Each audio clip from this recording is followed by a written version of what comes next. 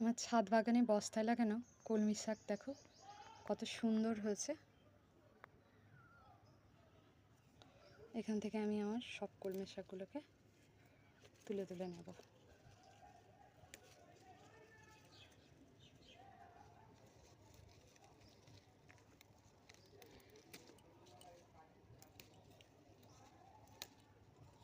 এই দেখো বন্ধুরা, কি সুন্দর কলমি শাক, সার ওষুধ ছাড়া একেবারে। এতে আমি কোনো ওষুধ সার কিছুই দিইনি, আর কত সুন্দর হয়েছে দেখো। এখান থেকে সব তুলে নেব।